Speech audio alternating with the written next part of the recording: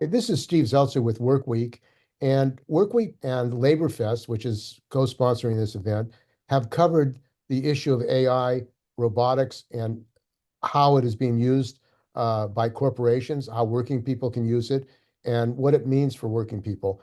And we think that, particularly with the development of AI, it's an existential issue for working people, both the loss of jobs and spying on working people and actually reordering society and putting in place technology that actually can threaten not just the existence of working people, but the entire planet. And one of the biggest companies, technology companies in the world is Apple. It is ubiquitous. It's all over the world, and its phones are very powerful. And it has a history, unfortunately, of attacking employees and attacking people who are critics of it. And joining us today is Ashley Govik. She was a manager of a program manager at Apple, and she was a very good employee. And she also looked at the law, became went to law school, and she has a story about what happened to her. And it's not only about her; it's about what happened to other working people, particularly around the issue of health and safety and having a health environment at your job, and unfortunately, the fight to have a healthy environment at your home. So I want to welcome Ashley. She's, I think, a very important figure for people of this country, for women, for workers, that you can stand up and fight, and you can learn from that fight, and you can help other people. So welcome to our program tonight, Ashley. Thank you so much, Steve. So Ashley, why don't you talk about your story, and then we can go into the specifics of what happened and what you're doing now and some of the issues that you've discovered as a result of your struggle at Apple. That sounds great. And as you know, each time we do this, the story gets more and more wild. So I guess today's version is, I worked at Apple almost 7 years. Good employee, managed really big projects, in with the execs, all this. I was in law school. I did want to work in Apple legal. I wanted to stay at Apple if I could. There's a lot of opportunities working for these huge companies. I say that I've always known that capitalism is a bad system that was designed to harm, but I was previously willing to participate in capitalism until this happened. I'm done now. So it all kind of started in 2020. I moved into a brand new apartment complex and I got really, really sick, like thought I was dying sick. Doctors could not figure out what was wrong. I had like physical symptoms, but no idea what was causing it. Super severe. Some of the stuff they screened me for was like terminal illness. Come to find out, Apple was operating a Skunk Works semiconductor fabrication plant just right outside our windows.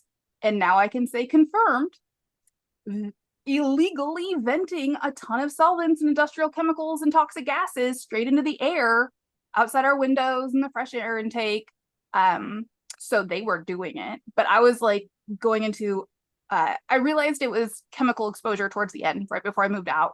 I was there like 7 months. But the government was helping me investigate. No one could find out the source because it was Apple, but they were doing it so secret and they didn't have the permits they needed. So there was no way to really actually know that it was them.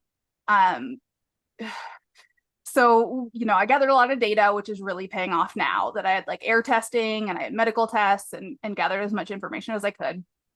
And I was really fired up because I was like, I got so sick. There's this issue. The government's not helping. They should investigate more.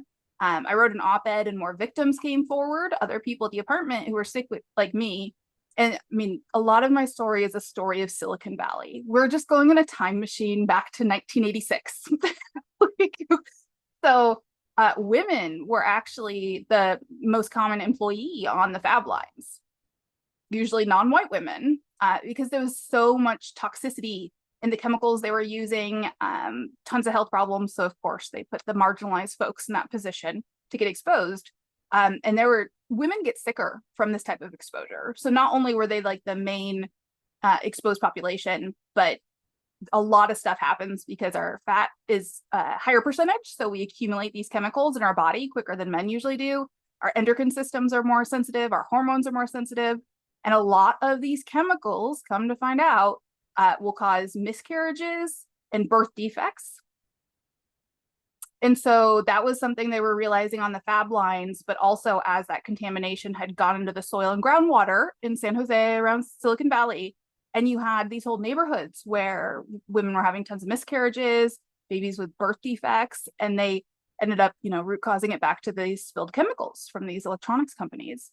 So I got really sick. And then there was some other women who got sick like me with the crazy symptoms.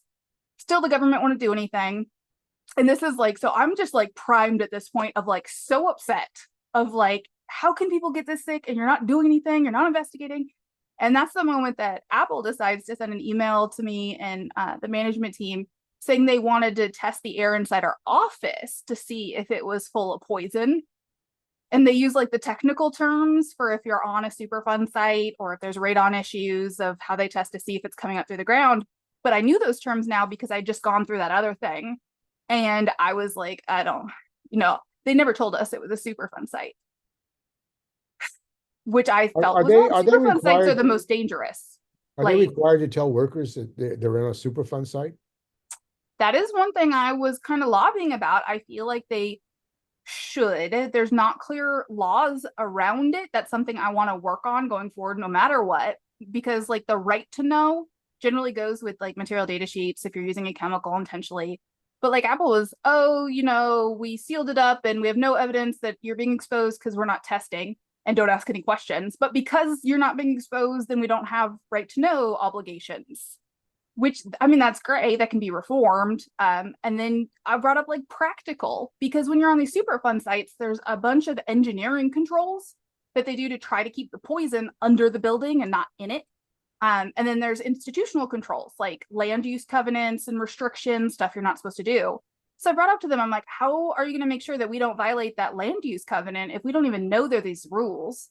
And it's stuff like don't mess with the soil outside, stuff that our team had been doing. So I was like, you need to tell us that.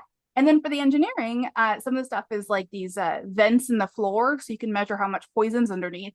And I was like, if you don't tell anyone what that's for, people are like kicking them and stuff. They don't know what, and they're like, don't kick them. So I was like, practically, you should tell people because how are they? So, but they don't. And this is also old as time, these Silicon Valley stories, whether it was the FAB or the spills. If people don't know, the company feels like they don't have liability. If people were to find out, now they're open to liability is how they seem to see it. So in not telling anyone what's going on, they feel like they're safe, which is really messed up. And that's kind of what Apple was doing. And so you began to discover, well, first of all, you were getting sick and you wanted to know why you were getting sick. And you began to discover that this site that you were at, that the Apple office, was on top of a toxic dump site. It was a Superfund site. And how did you find that out? I mean, that the fact that it was a Superfund site. A good friend of mine who was a coworker, she grew up in that neighborhood. And that neighborhood has a long storied history in Silicon Valley and the Superfund program. It was on one of those top of the list. It was actually a ton of Silicon Valley activists who really helped push forward the Superfund site program to get Silicon Valley had more Superfund sites than any other place in the whole country. And they were really lobbying to get these sites enrolled in that program so they can get cleaned up because there were so many issues. So there's a bunch of them. They're the most dangerous. That's why they're federally overseen. And the one I'm on was on, we were on this one specific one, but it was part of the triple site, which was like a triple Superfund site because there were 3 near each other. So the groundwater plumes of really dangerous chemicals had like merged into a mega plume. And at this point, like I got to give feedback on their 5-year review, and it's going to be in the public records. You'd be proud, Steve. You'll be so proud. But I brought up that it's not even triple site anymore because there's like 6 merged plumes now or more, and they need to actually like talk about that because now the responsible parties are fighting that they're not responsible for the. It's a really bad site, and it's at least like a mile long, and it's under schools and churches and homes and all this stuff. And they had vapor intrusion concerns, chemical exposure concerns, even back in the like early 90s. And it was a lot of community activism of, fighting to get it cleaned up, transparency of what's going on. So she grew up in that area. So she tipped me off, that coworker, hey, you should know And she explained to me what the Superfund site program was. It was like a few years prior.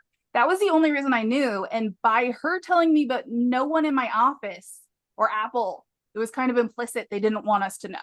So like I whispered it to some coworkers sometimes, but kind of got the message that they didn't want us talking about it.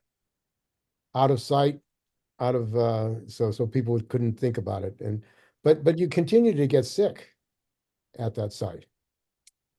So the office, I wasn't as sick as the apartments. I did have like a fainting spell there that was very similar to the fainting spells I was having at the apartment, but it wasn't like the apartment was just constant. Like I was out of the game, not just like a spell here or there. In part, some of the stuff we'll never know, but working theory is, you know, I was exposed to these chemicals for years at my office. And I got the pictures to show that we did get confirmation. We were exposed through a innovative route. Thanks, Apple. So if I'm around these chemicals for years prior, and then I'm around all the silicon fabrication exhaust, my body is already overwhelmed. My fat's already filled with these types of chemicals I'm carrying around with me. It's building up. My, you know, hormone system and stuff is already more sensitive. So it's probably why I was like canary in the coal mine, one of the factors, because Apple was poisoning me at work too. And when you raised this, they began to target you and put the pressure on you that you were the problem.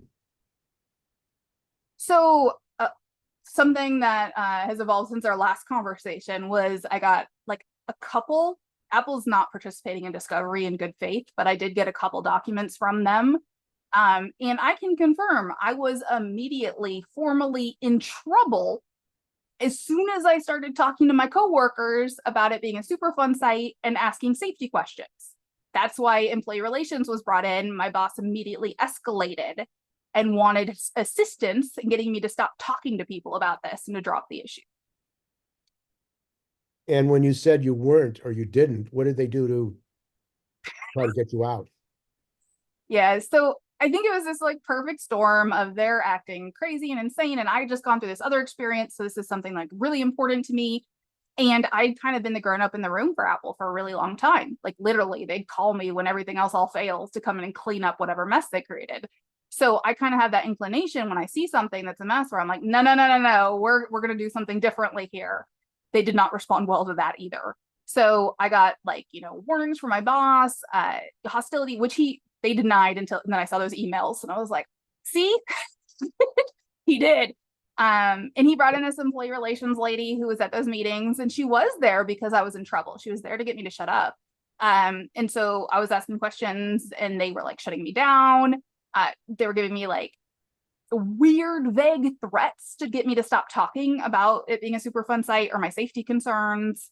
It was very odd. And she ended up opening an investigation into my bosses I didn't even want, because my boss had said, don't talk about safety. And I was like, can you go tell, the email was like, can you explain labor laws to him? He can't say that.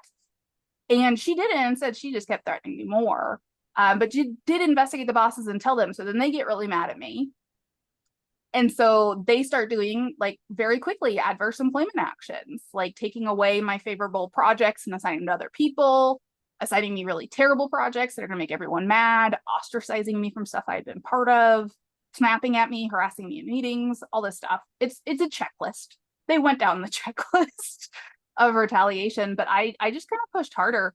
I had a really bad feeling that I was kind of onto something bigger than what it sounded like, the way they were acting. I was correct.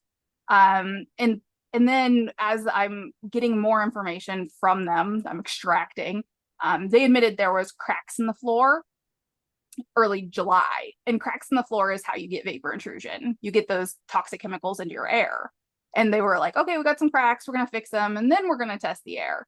And then, so this was like, this is the big fight. This is the huge part of my CERCLA case, is I was saying, if you have cracks in the floor, you need to tell EPA and consult the EPA about your next steps. You know, I had learned this in my last process where I was talking to all these government agencies and understanding when they need to be brought in and consulted. And Apple is like, no, we're not telling anyone. And I had been already snitching on them to EPA. And I sent that to EPA, and that triggered them to do an on-site inspection based on the cracked floor. So the violation of CERCLA I raised was Apple not telling anyone, not consulting anyone, and they ended up waiting until they fixed the cracks before EPA got there. They covered them up. I had been like taking pictures of the cracks. My coworkers were gathering evidence. It's like at that point, I'm realizing Apple's just retaliating like crazy. No one's helping. No matter how many times I escalate, it's just more retaliation. And I had started talking to coworkers and realizing there's this huge culture of intimidation and retaliation of all these stories of people who were reporting real concerns of just any type of concern, and more often than not met with retaliation. So I'm like so frustrated. And like I'm getting these pictures. I'm like, you can't destroy evidence. We're gonna gather this. I'm gonna tell the EPA. That didn't go well either. But we did, got the pictures. EPA got there. They were kind of frustrated. Apple had sealed it all up, like covered it up before they could get there to even inspect. And they should have been, like, the land use covenant on the public website even says, like, you need to consult them if there's a change of those kind of controls. And then when EPA was there, they found some other stuff, which we'll get to in the slides. And then I was like put out to pasture already at that point. They'd remove me from the workplace and all workplace interactions, they said. And they said it was something to help me. I was like, I don't want to be removed. I want to keep an eye on you in this office. So they had removed me, and I had gone public, and I was tweeting all this stuff and talking to the press because I was so mad at them. And I was even saying, like, the press interviews of like, I am doing this because they need to reform their business practices, and they wouldn't listen to me. There's nothing I could say that would like even phase them other than I'm going to talk to the press. And that got them really upset. They did. I got a New York Times quote before they removed me, and they were like, so really upset about it. So I was like, okay, I'm going to push on that. Like, this is not okay. And then they ended up. They hire a lot of ex-FBI, CIA people. They've threatened people. They trace people, and they even traced you on your phone, unbeknownst to yourself. The surveillance is crazy. They have this global security team they brag about is all like ex-intelligence. The secrecy is something they've always kind of prided themselves in, but it's like super illegal, actually, which the NLRB agreed with me. That like you can't say your work conditions are secret. You can't say safety is secret. You can't, all this stuff that they thought was this cool culture.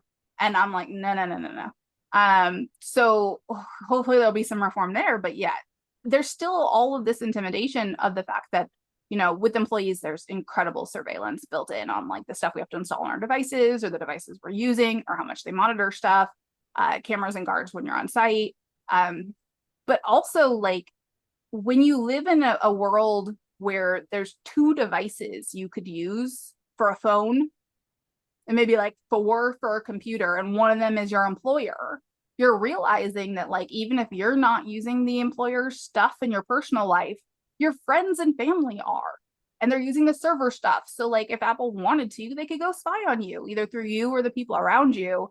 And it's just I called it a panopticon before they fired me even. It feels like a panopticon, and so everyone's like altering their behavior even if they're not being like immediately directly watched, because there's this fear, this apprehension they could be watched. So they don't want to upset Apple. It's really sick. And so I was very, very happy that the civil lawsuit I have was approved to go forward with me challenging some of that. I get to call them out on that gobbler surveillance, and then also some of their weird experiments they were doing on their employees. And this suit that you filed, this Rico, it's probably a very radical thing.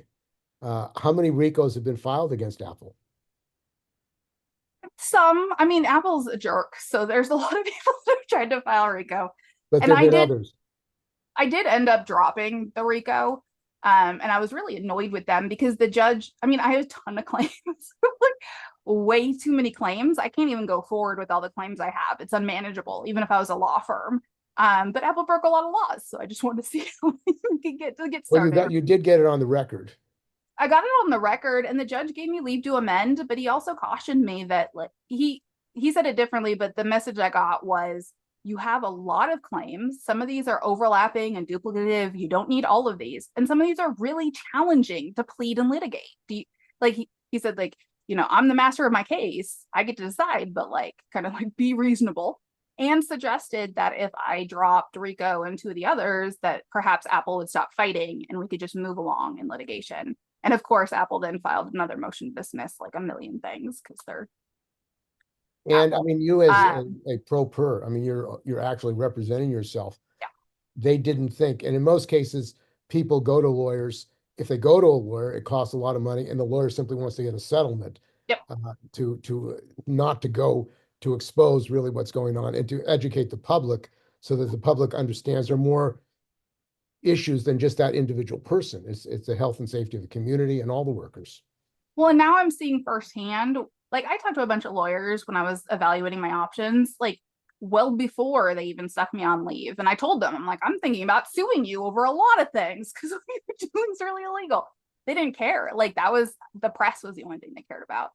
But when I was talking to lawyers, because it was Apple, there was this general like knee-jerk reaction of like, they're only going to take it if it has, clearly has some kind of merit, but they're not, no one's going to litigate. It doesn't matter how good of a case it is. No one wants to litigate this stuff. Only like, okay, we'll negotiate a settlement. And I had gotten a lot of people reaching out to me after I went public who had some experience with Apple where Apple had forced them into a settlement as like kind of the only option. And they had these horror stories and said like they regret it every day. There's people that still reach out of like, keep fighting every day. I think about the fact that I signed that and regret it. So there's a lot of silencing there. And then as I'm litigating now with Apple's lawyers, they do so much stuff that's so time wasting and like unnecessary. And I was thinking like, if I was a lawyer, a law firm, I'm going to do the math of how much money I'm going to spend on responding to all this crap and dealing with them and arguing with them. And at the end, I would not make money. And, lawyers have labor rights. They need to make some money to pay their rent and stuff. Like they do need to come out like not at a negative for most of their cases. So then I'm realizing, oh, they wouldn't litigate because Apple has all these bad faith tactics. And they have the term apparently is called Rambo lawyering. These lawyers that come in like Rambo into the courtroom is what they're doing. And, just economically, there's no incentive. So all this stuff is set up to silence these employees, never get their stories out. And then you don't realize there's all these systemic issues. And when stuff like, there's actually been better coverage of the many labor issues in China than probably the US until recently. But when the stuff bubbles up in other areas, you kind of think it might just be a regional issue, but it's all systemic. So it's a huge problem that more stuff has not come to light. But what you're bringing to light, and we're going to go to the slides now, you can go to your slides, is some of the things you've discovered as a result of the struggle to get discovery and get information from government agencies about what is going on at Apple. Okay. I was texting Steve earlier today. I was like, can I make slides? I feel like I should make slides for this. My story is a very visual one to kind of get your head around this. Oh, and then to close the story we had earlier, they put me on leave and then they fired me. I filed like a bunch of government charges already and they knew, like NLRB and EEOC and Department of Labor and stuff, but they didn't care. They sent the workplace violence interrogator trying to get me on the phone and I'm like, absolutely not. And that was a good decision. We can talk about that later. And then they fired me and they didn't even come up with an explanation why for like a week. And then I've been fighting them since. So this is like the heart of it though. And like in retrospect, realizing how many of these environmental issues there were, of course, Apple was acting so crazy. Like the white men and their real property rights is a story as old as time of like the wars and the battles and the vendettas. And it ultimately is a bunch of white guys and their real property disputes, what they can do and can't do. It's ridiculous.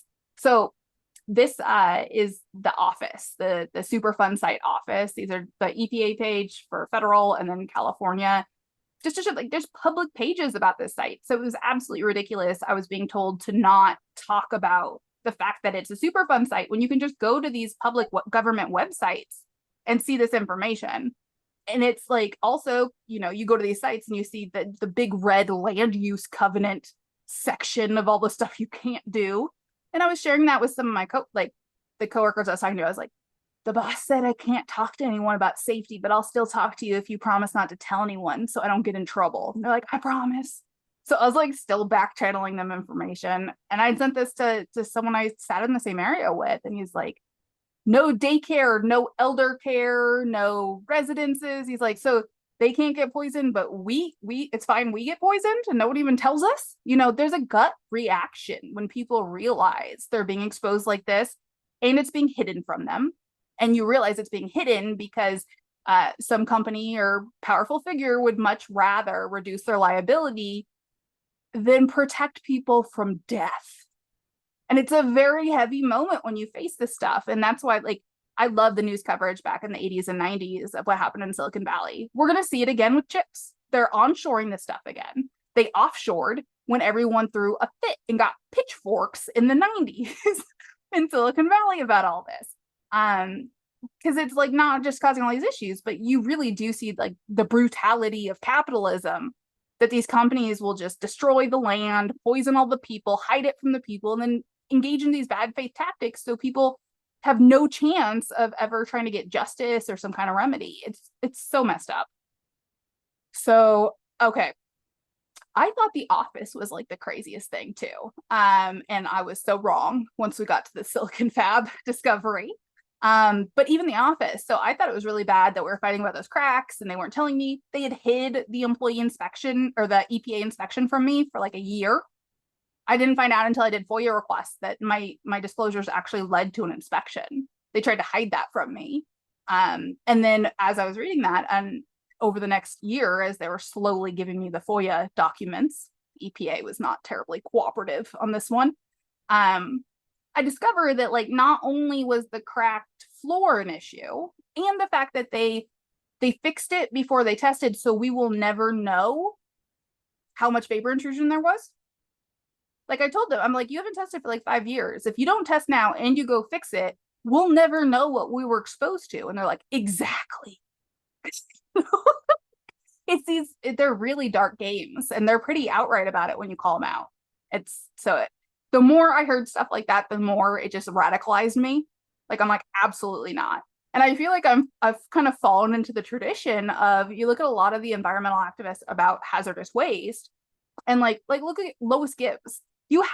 It's a lot of women, and it's a lot of women really close with their community and care about their community. And they see stuff like this, and you have these soccer moms that just drop everything, get their pitchforks, start organizing everyone. They're surrounding the EPA office, forcing their stuff.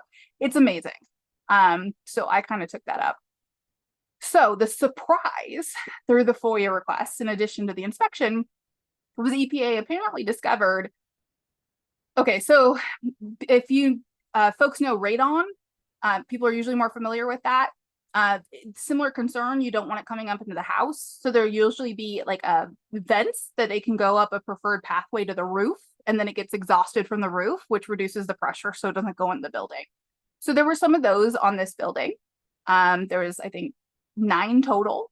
And when Apple moved in, the building had been gutted and vacant for a decade, because who wants to be there?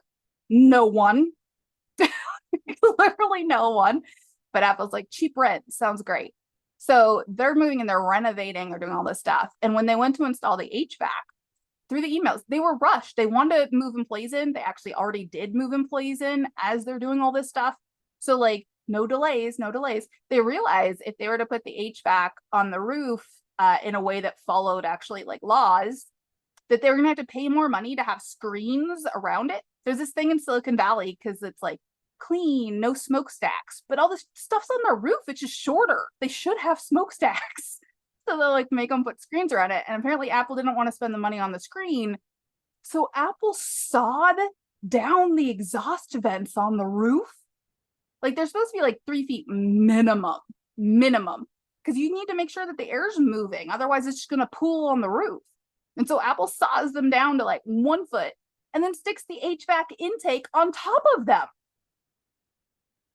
And the EPA docs, they were not holding back when they first found this. The term is reentrainment, and EPA they don't like saying stuff that'll upset industry, but with this, they're there's a very high risk of reentrainment here, because all that poison, you can see from the pictures, it's coming up from the tiny little vents, and these ones specifically were the ones over my lockdown where I fainted.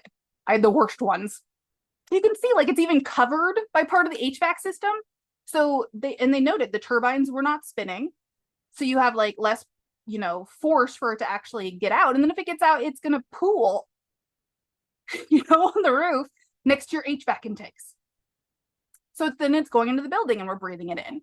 So like they covered up the cracks, so we will never know if we were exposed. And it sounds like they absolutely refused to test the air until the HVAC was fixed also. There was like fighting with EPA about it because EPA is like, you need to test before to make sure your fix works. And Apple's like, no. But it sounds like by the risk, we can just assume like we were exposed. And they did that in 2015 and EPA didn't find it until 2021. So that's a long time. And like the notes were just talking to Apple like it was a disobedient child of like, you need to separate these. Did you have like an engineer do this? Like just, it was really dumb. So that was like worse than I thought. And then it became very clear. The EPA said on July 26, 2021, hey, we want to do this inspection. We want to look at the cracks. We want to look at your roof stuff. We want to look at all this vapor intrusion stuff. Someone told us what was going on there. And then Apple forces me out by August 4th. And on August 3rd, August 2nd, they had sent a bunch of emails that they were going to do an extensive amount of maintenance at the building. And then they removed me so I can't see what they're doing. Like as I got all the FOIA docs, I was like, oh, no, that's absolutely what they did. They're like, okay, we got to fix this before EPA gets here. And Ashley's a problem. So let's get her out of here because she's going to like gather evidence that could send us to jail. So she should just be gone and we won't tell her why. It'll be fine.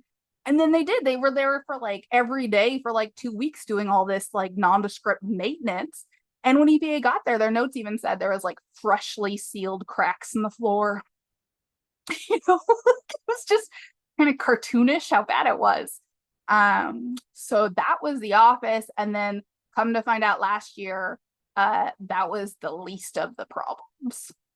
That was the like easy one.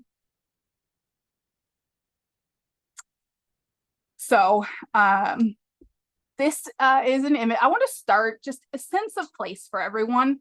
I think it's really helpful as you go through this to reckon with exactly what Apple did here. Because you can imagine like a factory that's emitting some stuff. Oh, it's a problem. Oh, maybe it's near some homes.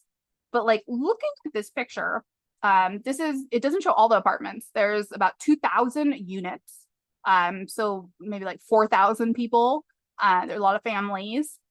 There's a like playground right next door. There's public parks. You can see those swimming pools. And then you can probably figure out which building was Apple's silicon fab. It's the one with the roof that looks like some kind of Transformers monster that looks like not residential. That's not a residential roof. And they're literally right across the street. And I have pictures later to show. The other problem is those apartments are 4 or 5 stories tall. They're huge. And Apple's factory was 1 foot. And it can only be 1 foot because they have a bunch of gases that can make it explode. So there's rules when you have the explosion gases that you can only have 1 story. They don't want more. Again, like not residential. What are they doing? So when I talk about like, I'll show you the pictures of the hazardous waste issues. EPA found some of them, and we'll talk about the emissions. But like, just keep bringing yourself back to this image that they're doing this like a stone's throw around from people's homes, like open windows into living rooms and bedrooms. It's just absolutely wild. Oh, there's a close up on that roof.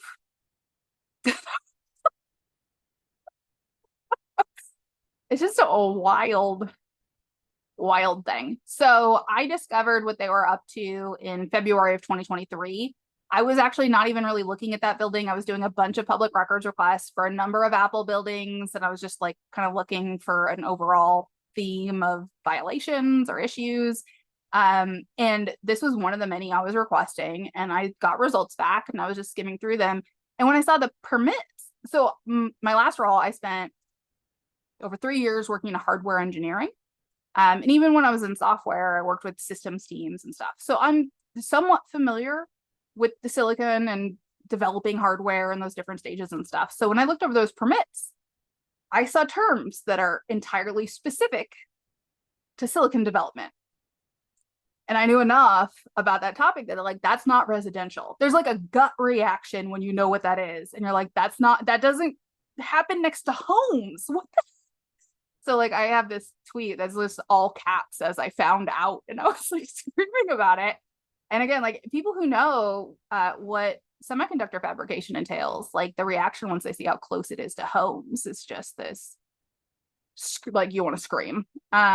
So once I found that, I started digging and researching more, gathering more records. I wanted to understand what was going on. And everything kind of started coming together of when I got sick in 2020, the weird stuff I was seeing, the data I was seeing. Like we thought because my apartment was also on a Superfund site, Silicon Valley. So like the best guess was I was being exposed maybe to the hazardous waste under the building somehow, but it didn't make any sense because there wasn't enough to cause the issues I was having.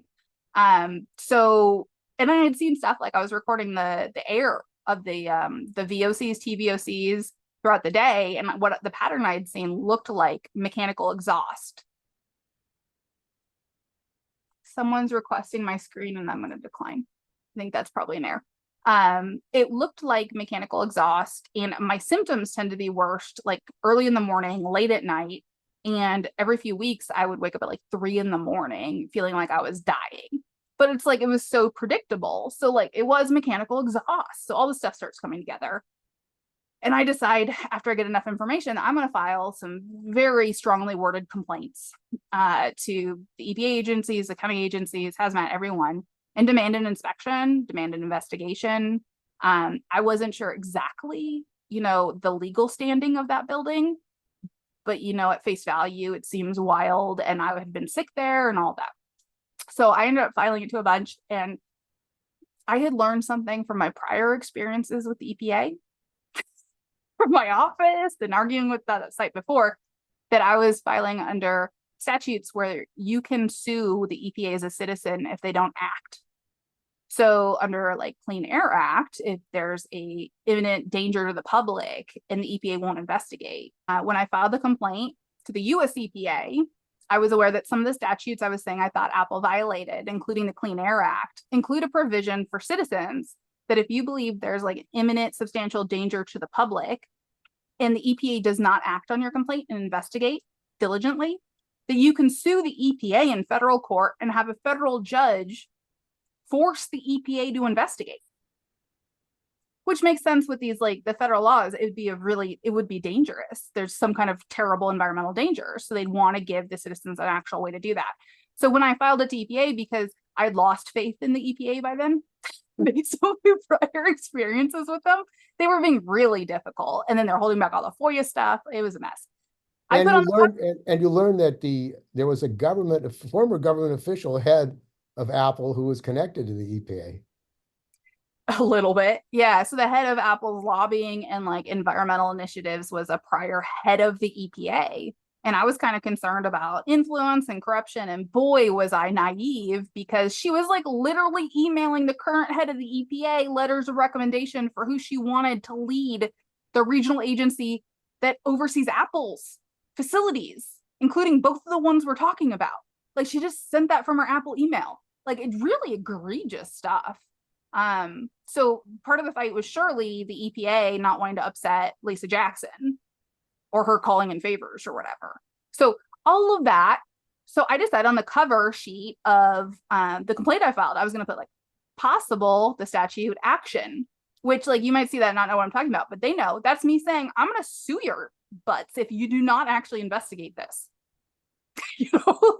And they actually like handed it to an enforcement team. They actually got an investigator, had a call with me, and I had gathered so much evidence at that point, like not only through the public records of what they were doing, but also the impact, like the health stuff. I shared some of my medical records and stuff to show them, like in the air showing the mechanical exhaust. It was enough for them to be able to open the formal investigation, do formal inspections.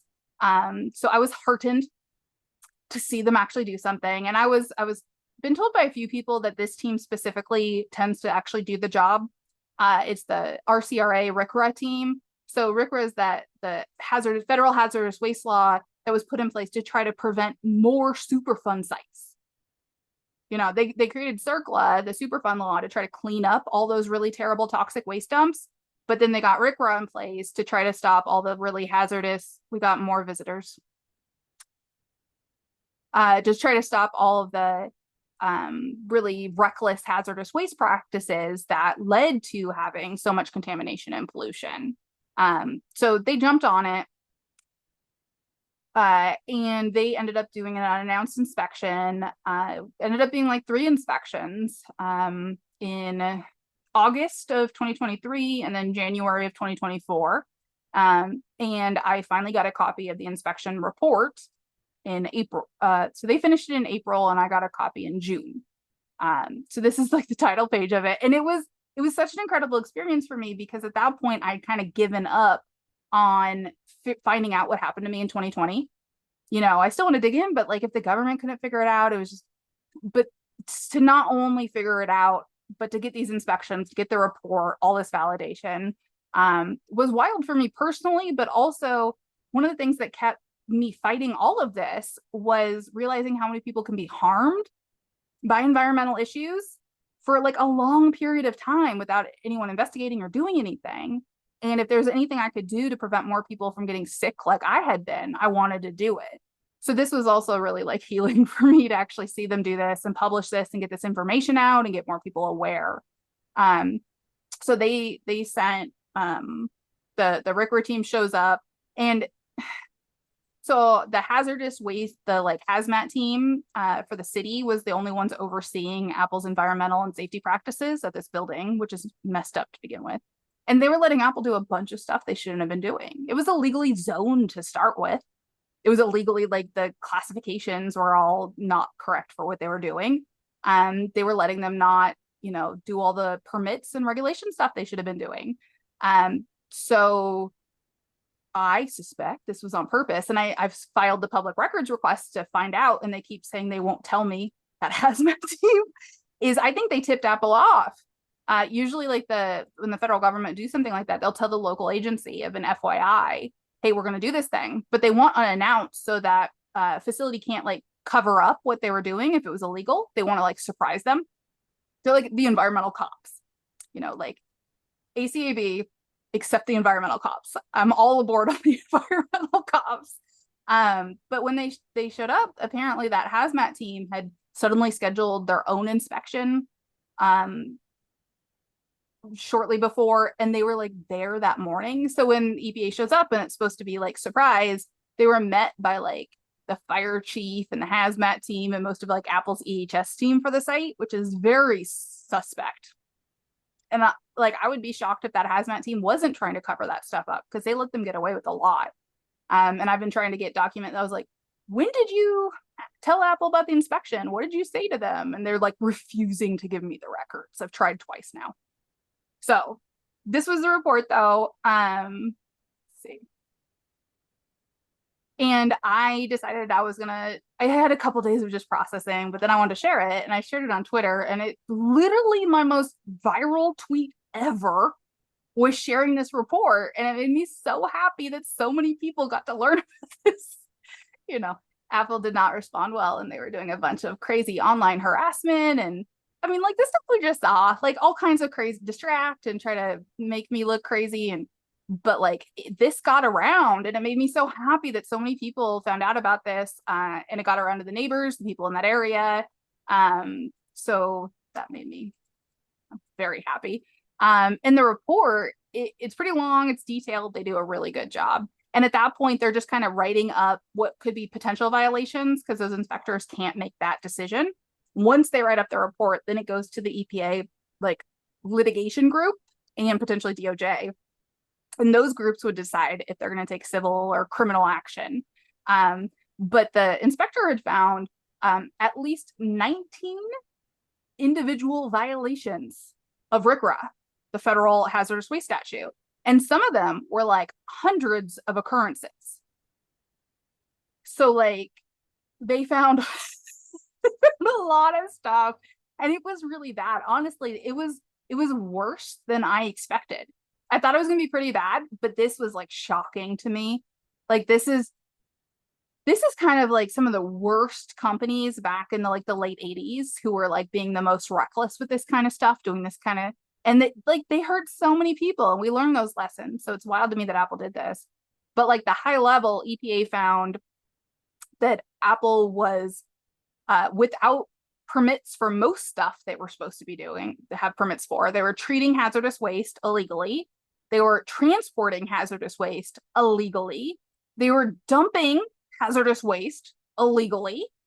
And this one just shocked. There's so many chemicals at these sites, like just an insane amount of chemicals. The process requires a lot of stuff, and that's usually why it's in a heavily industrial area. But Apple is apparently just, no one was there on the weekends, because the inspector found they weren't doing they're supposed to walk around and check all their hazardous waste and hazardous materials every day to make sure everything's okay, because there can be a lot of like explosions and leaks and crazy stuff. And they found that Apple is just like leaving everything for 2 days and coming back to see like Monday. So like just really not smart things. And this I still just scarred by this. So one of the worst things Apple is doing is they had this huge tank they were treating hazardous waste in. And when you treat hazardous waste, you need permits and you need the inspections and you need to do stuff a special way. It's expensive, it's time consuming. Apple had this huge tank and they just said the stuff they were treating in it was not hazardous waste. And so it said they don't need permits or to tell anyone they're doing it because they decided it's not hazardous waste. And the inspector, as you can see, these are his pictures, pointed out that literally there's a sticker on the tank that says hazardous waste. Like, why is Apple saying it's not hazardous waste?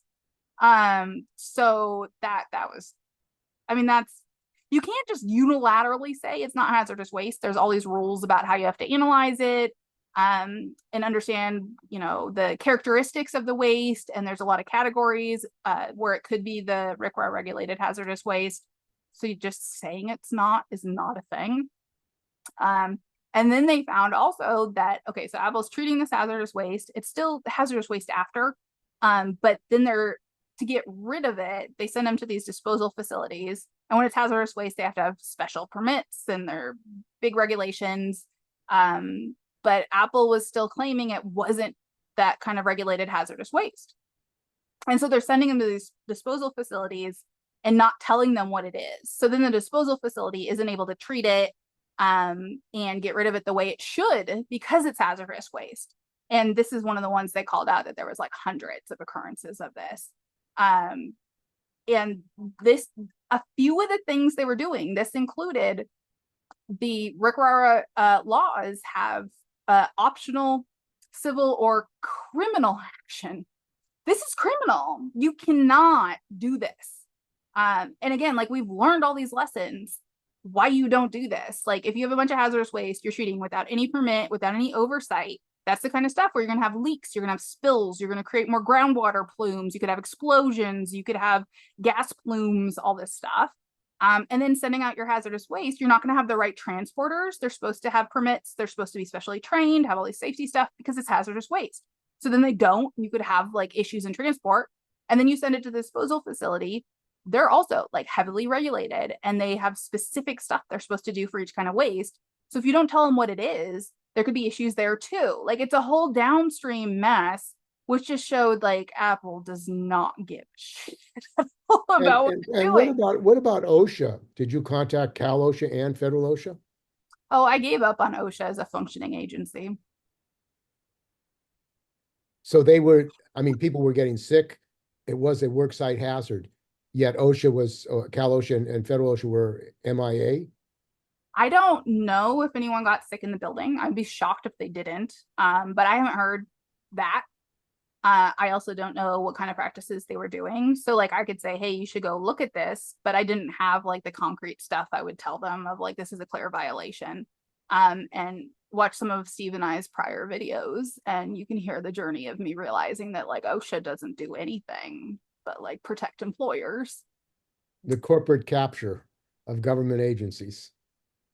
And this is also kind of long running with Silicon Valley, all those old news articles I was finding, especially in the 90s. So once there's all these protests, there's these pitchforks, the government actually starts doing stuff. They create the Superfund program. They're declaring these sites are Superfunds. They're building these hazardous waste laws and regulations.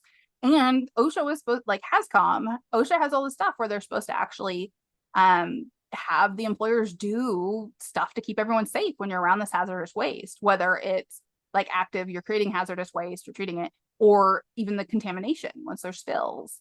And the article said that like they very quickly shut down Cal OSHA, like just didn't said it doesn't get to like regulate this anymore, and they put US OSHA in charge, who did nothing, of course. And it was like intention. So there was all this crazy stuff happening in the 90s. I should probably file a complaint, Steve, but I'm working through some personal issues about OSHA.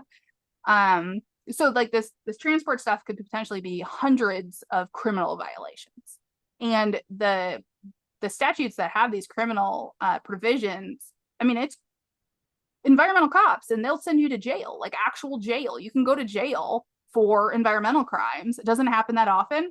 Highly recommend everyone check out that EPA website, go to the criminal section under enforcement, and they actually have like the most wanted list of environmental criminals, and they have like some of their top cases. It's kind of cool to see when they actually do stuff. And who prosecutes these violations? Yeah. Huh? The district attorney, federal attorney, who prosecutes violations of federal EPA regulations? DOJ. So the EPA has their own litigators and enforcement section on their side, but they would partner with the U.S. Department of Justice, and Department of Justice would lead that effort in partnership with the EPA. I see. Which is again like it takes a while to get to that phase. Like the report and the violations is the very first step, and then there's a lot of discussion because they have to prioritize. They have to figure out if it's bad enough. I'm kind of hoping that viral tweet helped move things along to show that like people care about this. This is important to people. Like, can you not poison them? Thanks. Speaking of which, another thing they found was that Apple's like treatment of the hazardous waste before they were emitting it into that outdoor air was very problematic. There was some of it they were just sending like just right in the air, not treating it at all. And the only like treatment system they had in place, they had no record of having it prior to 2023. Actually have they set it up in 2023 after I started tweeting about this site. But like the best they could do was this 55 drum of activated charcoal for all of their exhaust, which is that's not how that works. And the EPA had explained like they asked Apple a bunch of questions about this, and apparently Apple had never like actually designed it for its exhaust. It didn't understand all the stuff it was sending out. It had no understanding if this actually worked to abate stuff. They weren't monitoring the air that came out after the abatement. Like it's just a mess. And then that was for some of the more formal areas. But that picture on the bottom left is the output of the exhaust from that illegal hazardous waste tank. And they thought they didn't have to abate it because they had unilaterally declared it wasn't hazardous waste. And you might think like, okay, it seems like those stacks on the left should be where that exhaust should be coming out, right? But for some reason, Apple set it up that they had a small little pipe going downward, which is the opposite direction it's supposed to go. Because a lot of these chemicals are heavier than air, or even like if it's kind of even, they still can pool and create these plumes and clouds. Again, like we have smokestacks historically for this type of stuff because it pushes it way up. It's not going to create this like smog cloud surrounding the area. It was literally going down. So crazy. So finding stuff like this, I was like, okay, yeah, no, I know exactly why I was sick now. This is not any kind of conjecture, or this is not any kind of theory. The stuff they were doing equals the emissions I saw and the symptoms I experienced, which is probably why the US judge approved me going forward with 3 toxic torts against Apple for this, which I'm very excited about because they deserve it. So again, like the grounding of they're doing all these emissions. They have that one like can of charcoal to maybe neutralize some stuff, but they're not even checking if it works. It's around all these homes, all these people, and they're supposed to have actually built into the exhaust a monitoring system to see how much is coming out, and it's supposed to have an auto shut off if too much of the poison is coming out because it can make people sick. Apple didn't have any of that. The only thing they had was this like one handheld VOC monitor, and the EPA was asking them some questions about how often they used it, and it was not like they like a dozen times or something. But then they asked how often they calibrated it. It was a few times, but then they asked how many times they calibrated it before they used it to test for VOCs, and the answer was once in the last 3 years. So like the EPA had to, like, you have to calibrate it before you use it. What are you like? Just like this stuff is just wildly inappropriate. Like I was an engineering program manager and I would do better than these guys. Like I don't know what was going on over there. But I mean, that shows like who knows what was coming out. And they're supposed to be monitoring because it can be so dangerous. And if stuff is happening, you're supposed to act and make sure that you're controlling stuff. But they weren't doing any of it. Is then this factory still in operation? Yeah. I've had some calls with the Bay Area Air Quality Management Board, and I've asked them to also investigate, and they would have more immediate authority to request changes. So I'm going to keep pestering them because it bothers me. Like I asked EPA, I'm like, you found all this stuff, shut it down. Can you shut it down? And they're like, we can't shut it down. Like, again, like process is really slow. And it's like, from what I found, usually the incidents that are so bad that there is like a shut it down. It's like the FBI was investigating toxic waste issues, or CSB, the Chemical Safety Board kind of stuff, which there's a lot in between that I feel like there should be more aggressive enforcement of. So Steve, I thought you'd get a kick out of this if you hadn't already seen this. So like some of the more kind of minor things they found was like, you're supposed to have all your hazardous waste very well organized and easy to see because you're supposed to check it every day and make sure it's okay and there's not reactions and all this stuff. It's all supposed to be labeled, really organized. And he comes in and there's just like piles of it stacked, and he has to like go in and dig and pull stuff out to even see what's there. And then that picture in the middle, he's like, well, what is this? Like, again, like, we're not chemical people, but you can look at that and be like, probably don't do that. That seems like a bad idea. Like, they're just piled and they're not even labeled. And apparently Apple told him that they just did that this morning before he got there, and they were going to get to it later, which, like, I kept thinking Apple was tipped off. Apple knew people were going to be there, and this is how they left things. Like, what do they do when they're not tipped off? What is it? It's crazy. And then the one on the right was also kind of a cult favorite. So Apple had chemicals in that barrel that they were afraid were going to have some reactions and create some pressure. And normally there's very like custom design specific barrels for stuff that would have pressure, and it has pressure relief valves and stuff, but it's a little more expensive. So Apple's way they dealt with it when the EPA came in was they just left the lid off. Like, it was like off to the side. And the EPA is like, why is the lid not on that? And Apple's like, so too much pressure doesn't build up. And like, they probably said a nicer version, but basically like, so it doesn't explode. And the EPA's notes are like explaining to them, you need to buy actual containers that have pressure relief. You can't just leave the lid off. Like, what is wrong with you? So like seeing this stuff for me also was really validating, because Apple did so much crazy stuff. The retaliation before they fired me, but then like they were doing really crazy stuff after too. Like, but it was dumb. Like, they bugged something from my desk they sent back to me when they sent my possessions back, and come to find out they put some kind of electronic thing in it. And there was a few stories like that where not only was it just like, you know, disturbing that someone would do that, but I was like, what was your plan here? This is sloppy.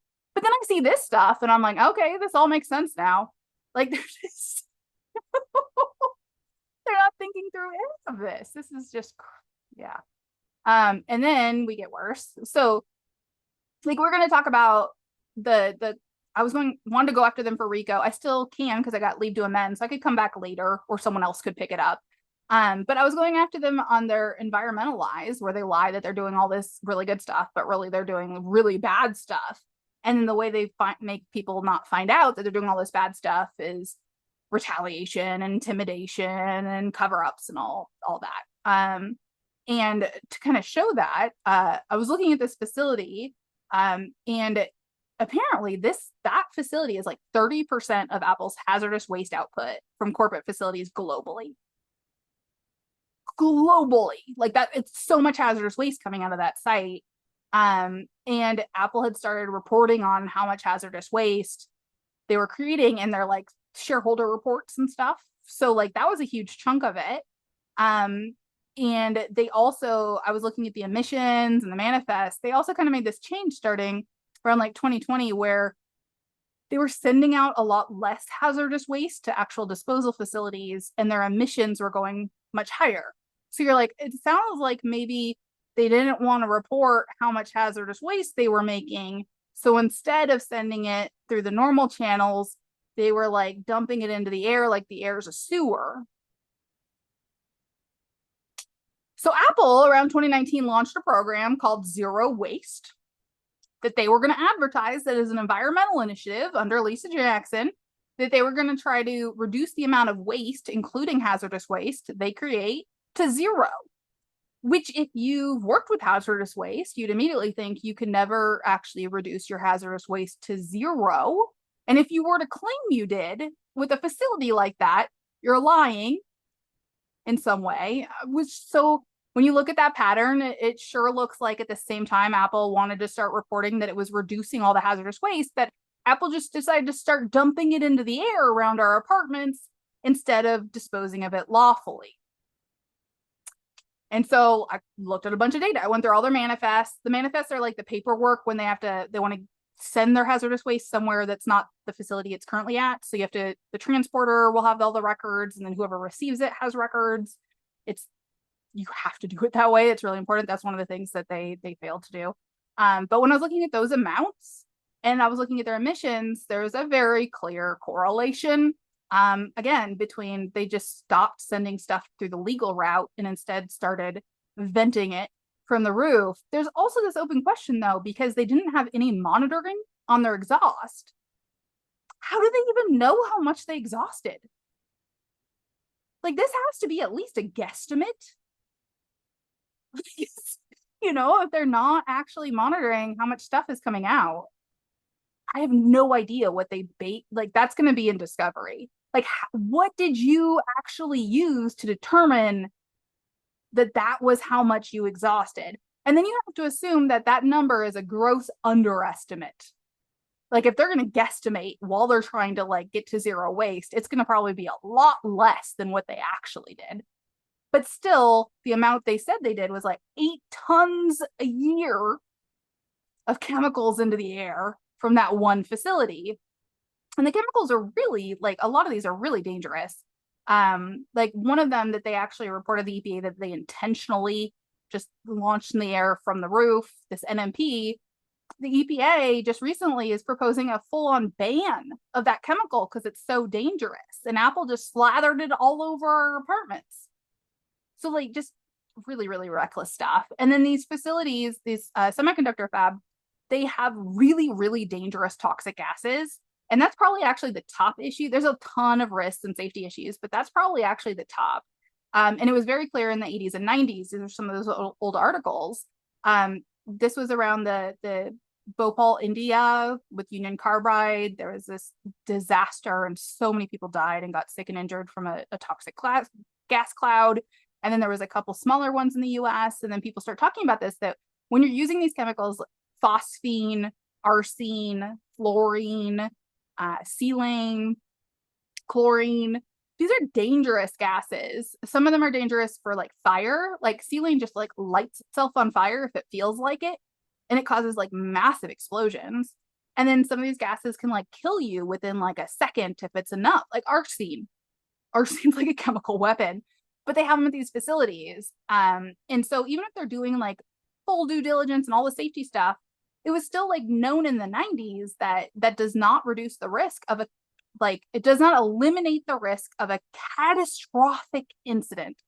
And what they're talking about generally is a gas cloud like Bhopal that could just surround neighborhoods or most of a city with toxic or lethal gas. And then you also have the explosion issues.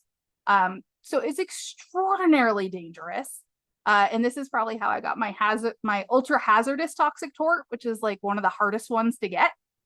What you're arguing is this thing that this company or person is doing is absolutely insane to do, like where they're doing it usually. But that even if they did it at another place that might be more safe, it's still a risk of a catastrophic incident. So the most common pretty much the only one in California, has been blasting when you're exploding stuff, is a case that comes up a lot where like, okay, if you're doing it in the wilderness, that's probably okay. But if you're doing it next to someone's home, it's strict liability. So you don't even have to prove that they were negligent. Just the fact alone that they were doing it, where they were doing it, around who they were doing it, is enough to say you need to pay someone for all the damages you just caused by this crazy thing you're doing. So I get one of those claims going forward, and we're starting discovery on it. Oh, and then they were having all these leaks of these really toxic gases. Like, it's not a hypothetical. A number of incident reports of them leaking phosphine and fluorine and silane. And Apple was like really insisting on not reporting it to the government. And there was like a couple report there. I think there was like one reported by Hazmat. As I found these, I went in and retroactively reported them. I called the governor's office, the Cal OES, and was like, I'd like to make some retroactive reports. And I did for the ones that said it was like exhausted. So they were violating the reporting laws too. I mean, that's the classic right. There's the right to know at work, that you're being exposed to chemicals at work, but there's also this community right to know, where if you're going to have a factory around you that is releasing chemicals or could have a release of chemicals, you have a right to know what chemicals they have, what their plans are. You're supposed to have a community meetings where you give feedback. You're supposed to have community approval. They could even be there. If they have releases, they're supposed to tell people about it so they know what they were actually exposed to. And Apple's doing none of that. They were trying to hide that they were even doing FAB. And then like their violations, their fire department violations were also just ridiculous. Like they had an office next to that FAB that didn't even have a business permit. They were using 2 EPA IDs for the same site, which you don't do. They didn't have like spill plans or training plans. Their inventory, like this is one of my like favorites. They forgot to mention their thousands of pounds of chlorine gas,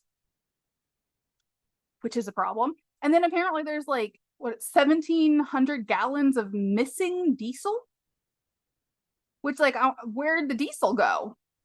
Missing. So you just look at this and it, again, like this, it feels worse than what I could have ever imagined.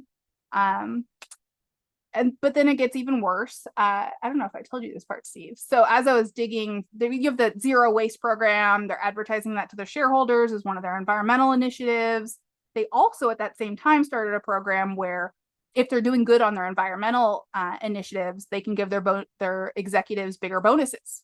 The executive compensation was directly tied to their performance on ESG. Which is, and this was part of the Rico of like, they're literally giving the executives bigger bonuses for illegally dumping toxic waste into a neighborhood. It's not great. Would that be a fraud? Would that be illegal fraud? I mean, legally, there's a lot of paying stuff off executives for, I mean, it seems like a fraud that you would be paying off executives for actually committing criminal acts. So that's not necessarily them lying, like them calling it zero waste when they're really dumping. I argued was mail and wire fraud. Mail fraud if it's ever like printed on stuff, but wire fraud, any of those electronic, like zero waste, where, saying that they're actually doing something to like eliminate waste, not just illegally dump it. Like that's fraud. The bonuses for executives is showing like it's intentional and they're like rewarding themselves for the illegal behavior, which that was kind of part of my enterprise argument. Rico's really difficult because you have these discrete criminal acts. You have to have like a portfolio of them, but then you have to prove the enterprise and the schemes and patterns, and then so I might come back to Rico, but it's not for this moment. I have like 12 other things I'm going to focus on. But, it's that kind of stuff where Philip Morris was a really good Rico case. If you look at the Philip Morris one, that's when the DOJ actually went after them for lying about smoking, that it doesn't like kill you when they know it kills you, and they're making a bunch of money off of lying to people while they're killing them. It's those kind of schemes that they can go after for these corporations. Oh, and then like, what were they exhausting, you ask? So like, again, the stuff they actually reported, which I don't know how they even came up with this number, was a lot of these like reactive gases, carbon monoxide, nitrogen oxides.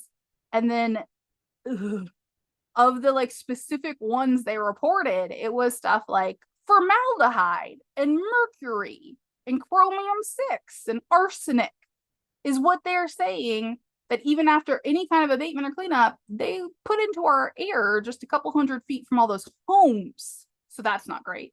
And then here's that side picture showing you have these really big apartments. You have the Apple transformer roof, and they're like right next to each other. And the way that these urban environments work with the wind is when you have these really tall buildings, you're going to have wind. It's kind of going to get trapped on like if you have a lower building, it's kind of going to get trapped into these eddies in between those buildings. Because it can't really, it's a lot of work for it to go over the building. So it's more likely it might circle. And this is where you get a smog plume. You get these chemical plumes because it's not being shot up like through a smokestack like it should be. So also by the like building heights and the urban layout, it's extremely likely Apple is creating all these plumes that were just going into our windows and the fresh air intakes and all of that. Steve's joined me on this journey for a long time, and he was there when I, discovered that just how captured the government is, how they will like go out of their way to not do anything or even get in the way too and like help the company do all this illegal stuff. So he was there when I was like, F it, I'm gonna sue them myself. I'm just gonna take care of this myself. And I couldn't get a lawyer to do this because they couldn't get paid. And it's a ton of work. And it's a bunch of different areas of law. So I need a bunch of lawyers because they can't just be like, I'm gonna learn it on the weekend like I am, because they have malpractice. So like what I'm doing is kind of impossible if it wasn't for someone like me who luckily got a law degree and got exposure to this stuff, so I can do it. But it really is, I'm like, no one else is going to do this right now. So it's on me to try. And Isis brought up a ton of great stuff. I think like one of the things that is so basic that, and it's boring, it's dry, but land use and zoning is very important. Like this facility shows it, where it's a problem if it's even near stuff like more distant. But having it right next, like it's not, they're supposed to be in heavy industrial, which is not supposed to be next to residential. Like that should have never happened. So it's like enforcing the existing zoning, but then also updating land use ordinances so you can have buffers between areas, like have a little something else in place to try to keep the dangerous stuff away from where people live and their parks and their schools. This again, like it's very dry, but like the people who really want to try to dig in their local communities, like going to the planning meetings and the land use meetings can be huge. And piping up when they're talking about zoning, of talking about this kind of stuff. Like that factory should be nowhere near the school. You guys need to have a community meeting and get input and letting them know that people are paying attention. I'm hoping that what I'm doing, among other things, can inspire other people. Once you see someone else do something that you thought might be impossible, you realize it's not impossible. And that's a reason, like with fascist governments, they really crack down on any kind of activism, on art, on books, all these things that get these crazy ideas into people's heads so they can fight back and advocate for themselves and their communities. So I'm hoping that my actions get some crazy ideas in a lot of people's heads, that you can do this and we can support each other. And you can create some change, or at least like shake the company a little bit, make them think twice next time. Solidarity. Thank you, Ashley. And we'll get this out and continue this fight for justice, for your rights and the rights of all working people and the public. So thanks for joining us. Thank you, Steve.